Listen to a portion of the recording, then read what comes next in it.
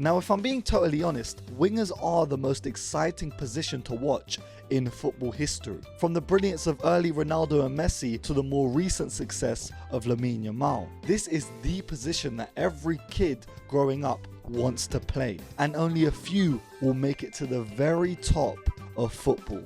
But even after making it to the very top, your name can still be unsung by fans. A phantom player that doesn't really get recognized a part of the entire squad, but still stands out with his individual brilliance. And I think the first phantom underrated winger that we have to talk about is Antony. Subscribe, guys. Yes. Now, since moving to Real Betis on loan from Manchester United back in January, Antony has come into the light. This man has been baptized into football again, and he is making an impact. In 13 La Liga games, he's got 4 goals and 2 assists. But it's not just La Liga where he's been helping Real Betis out. It's in the Conference League too, as he's got 4 goals and 3 assists in that competition alone. He has helped his new side get so close to silverware this season, and honestly, let's just talk about his performance against Fiorentina in the Conference League semi-final. Because not only would Antony be a threat on the wing, but he would also score a stunning free kick in the game to really spur Real Betis through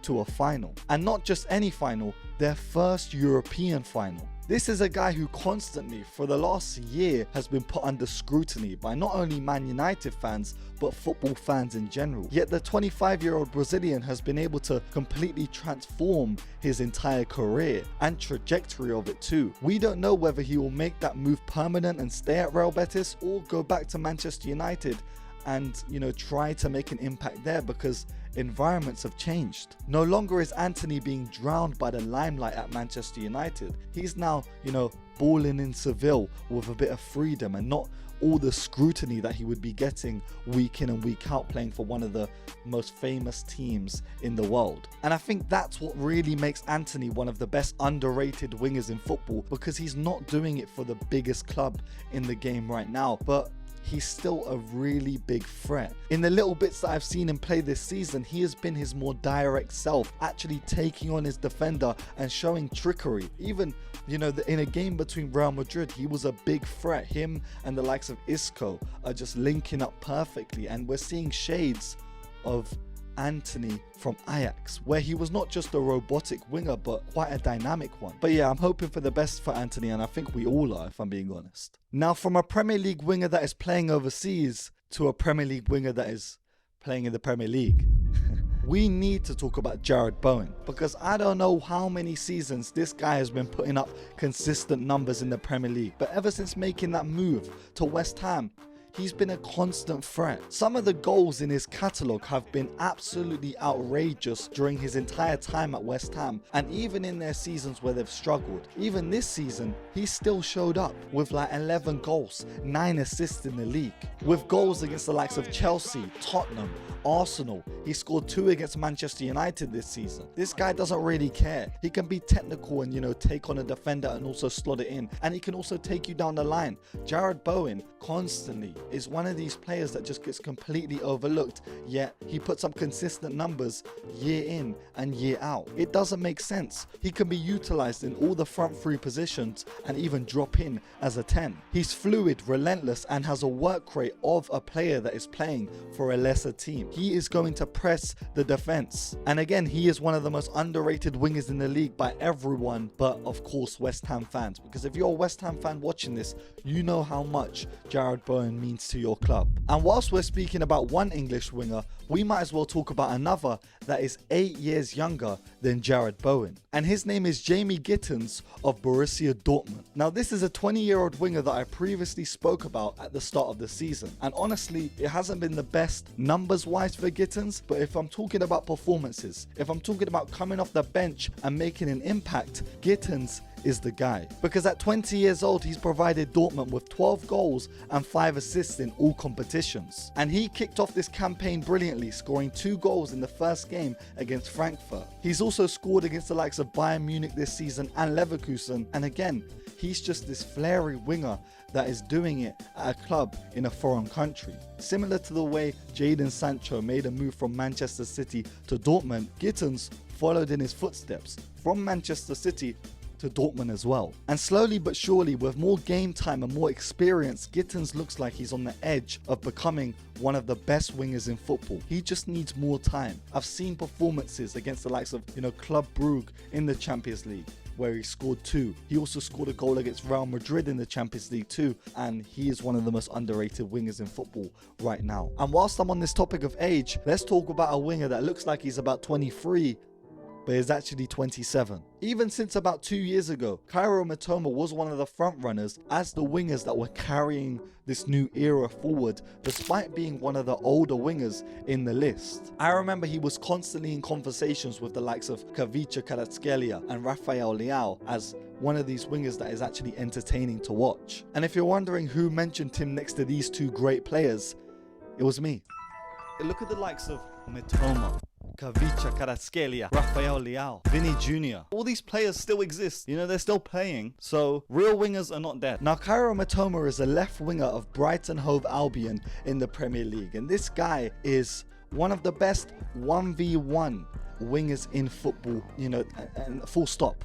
That's it. And he's one of these wingers that has a goal catalogue to die for. For the last 3 years, he's just been balling. For the last year, he's been balling. And you just see these little moments of individual brilliance, like his goal against Chelsea when Brighton won 3-0 this season. He is one of the best first touches in the Premier League, and an amazing ability to go from 0 to 100 in a 1v1 take-on scenario. He also can adapt well to play defensively and has been used as a wing-back before under Graham Potter at Brighton. And even since Brighton have gone through so many transitions with players coming and going, Mitoma has been a constant that has offered you attack and defense to die for. This season he's put up 10 goals and 3 assists in all competitions, and again, he is not one of these players that you can really look at the stats and say, this is how good Kaoru Mitoma is. It's his in-game ability to just dictate the play. And if I'm being honest, while I've been speaking about Kaoru Mitoma, it's opened up this bigger topic of all the underrated wingers that are in the Premier League right now. Brian Mbeumo is a winger that is playing for Brentford and has got 18 goals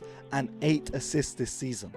For Brentford. I only heard that Brentford existed last year. I didn't even know that this was an area in London. Ever since the departure of Ivan Toney, this guy just stepped in like I've been here all along. Even though I look 32.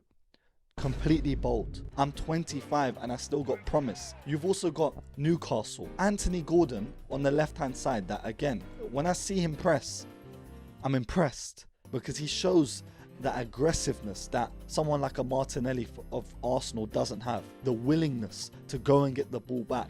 And he also puts up some decent goals and assist numbers. You've also on the other side got Jacob Murphy, who's been, a creative hub for Newcastle this season. And despite him being at the back end of his career at Newcastle, and they could probably improve on that side, he's given you steady numbers and he's given you performances. In the Prem, we've also got a Noni Madueke. And despite Chelsea being, a bit topsy-turvy, shaky, Noni is, again, one of these 1v1 specialists that has one of the worst end products ever. But again, with time and consistency, he can be there doing it on a weekly basis. Manchester United also have Amad Diallo, who is just recently coming back from injury and taking over the games. I saw him the other day in his cameo against Athletic Club in the Europa League, where Manchester United won 4-1. I saw the way he was playing, with fluidity, taking on the man, aggressiveness, directness. That's what Man United need. That's a real winger. Savio, underrated season with some decent numbers. This guy is 21 and this is his first season in the Premier League, and he's provided Manchester City with 10 assists. And they've also got Jeremy Doku, someone that I once claimed to be the second coming of Ronaldinho. Maybe I went a bit overboard there. But Doku was up there with the likes of Lamine Yamal and Nico Williams for, attempted take-ons, with a 45% successful take-on rate. And this guy is constantly, abusing wing-backs in the league. It doesn't really matter if he comes on for 5 minutes or if he starts the game. He's going to terrorize the wings of the pitch. But let's just calm down with this Premier League glaze. Premier League heads, all they talk about Premier League, Premier League, Premier League, Premier League. Well, League French League. They have some wingers too. Only in France is PSG. The rest is finished. Let's talk about the next winger. And honestly, this next winger that you guys have begged me to talk about, in my opinion, is not a winger. Ryan Cherki of Lyon could be one of the best 10s in football. And what I mean by 10 is an attacking midfielder. I don't think he is going to be a right winger. I think you need more dynamism on the flanks of the pitch, but going forward, if he just takes up more of a central position, he could be utilized even more. This season for Lyon, he's got 12 goals and 19 assists in all competitions, being honestly a beacon of their creativity all season long. He's one of these players that can just pull out a bit of trickery. We saw cameos, against Manchester United in the Europa League, where everyone was watching him finally, but throughout the entire season he's put up very solid performances. And my favourite of his this season had to be against Rangers in the Europa League, where this was probably my first time really watching him for him, and he pulled out 2 assists and was just pulling the strings like a puppet master. He was just playing about with the team. Lyon would win the game 4-1, but again, he was my man of the match. And in the group stage of the Europa League, he did the same thing to Frankfurt, where he scored 1 and got 2 assists again. Let's talk about the next winger, Rafael Leao. How could I not even really mention him in the proper video to this? What's going on? Milan, in my opinion, haven't been the best this season, but Leao has still given you numbers. The 25-year-old has his entire career ahead of him, and he does other things with his career.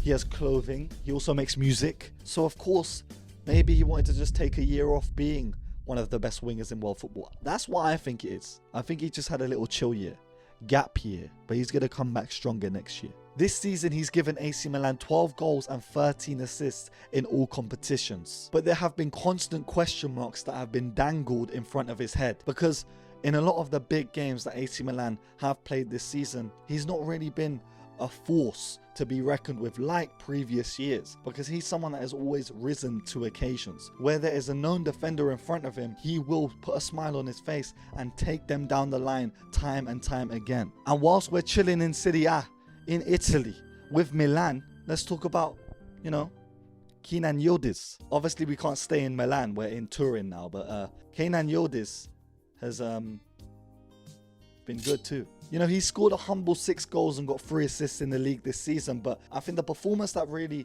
made me think, okay, cool, this guy has what it takes, was when Inter and Juve drew 4-4, and Yildiz got 2 goals in the game, and the finishes.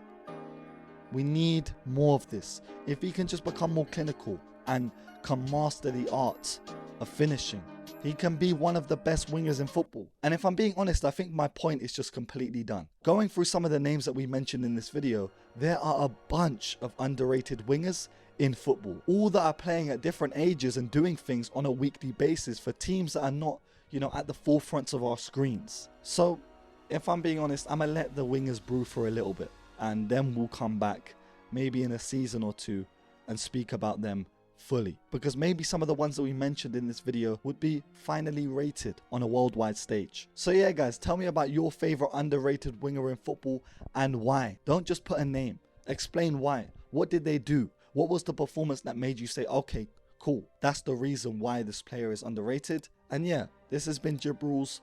My next wingers video will not be about present wingers. This has been Jib Rules. Make sure you leave a like, comment and subscribe, and of course stay safe, stay blessed, and peace.